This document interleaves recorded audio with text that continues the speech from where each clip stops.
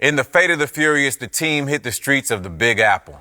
But shooting there offered a unique challenge. On screen, we like to push our cars into triple digits, but shooting on the streets of New York meant keeping speeds to a cool 35 miles per hour. Here's a look at how we captured the action of New York.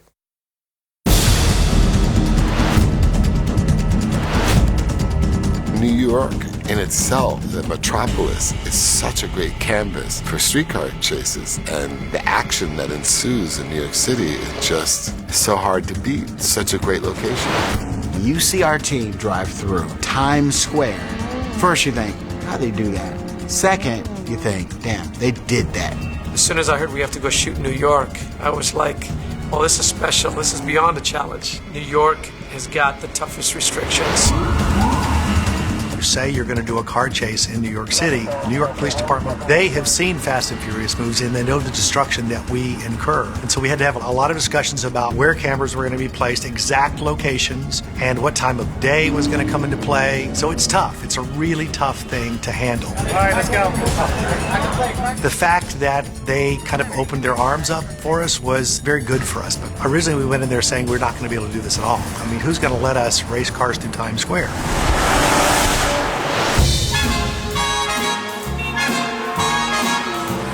The biggest problem about shooting in New York City is people, they walk everywhere they go. You have a lot more people on the ground in New York City than you have in any other city. And the fact that they're not going to stop for a movie crew. You have to really be thinking all the time just to keep everything safe because the streets are crowded.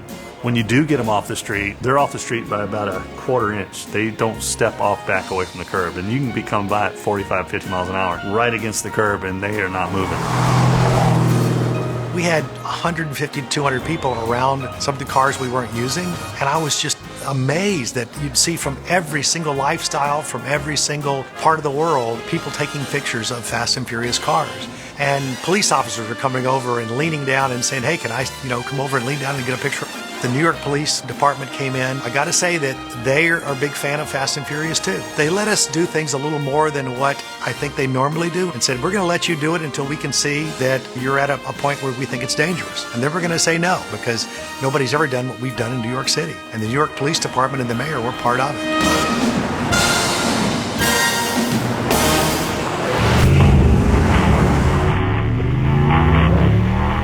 Dom's team on the street is so iconic primarily because you don't ever see cars like that going that fast in New York City. We started out with going 5 miles an hour. You go 5 miles an hour, show us your entire run.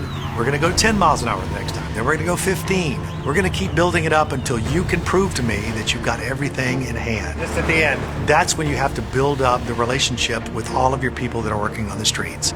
Police officers were very, very nice, very good to us. They'd let traffic run and then they'd block it off. And as soon as that traffic got through our certain set of blocks, they would let us go and then let traffic go right behind us. Well, you have to have all those cars clear, which takes time. And when you have open roads in New York City, guess where all the people go? Hey, there's no cars. Let's go out and have a picnic in the road. So it just gets filled with people just like that. I mean, quickly. And then as soon as they say go, our cars got to go. And so it's like a nightmare going, guys, there are people in the streets. Just watch the guys in the street. And then they're going, should we keep coming? Yeah, keep coming. I hope they get out of your way. This is the shot. When you're in New York, when they say go, you have 20 seconds, so you have the light. When the light changes, you're done. You stop. Or you get a real ticket, or you go to jail. I mean, it literally is like that. They see no cars in the street for, 3 seconds. It's time to go across the street. And that's something you have to always watch. Then there's the crazy ones that want to jump out there and stop the movie. We hit every single iconic spot. We shot Times Square, Flatiron Building, the library. We were shooting the library, and we're shooting out across to see the library and the steps and all that. And FK Gray's talking about, just make sure that nobody's got their phones out, and DP starts laughing. And then when you see the shot, you don't see the steps. You don't see, it's just a wall of people and all with their phones up like this. That's all you see is phones.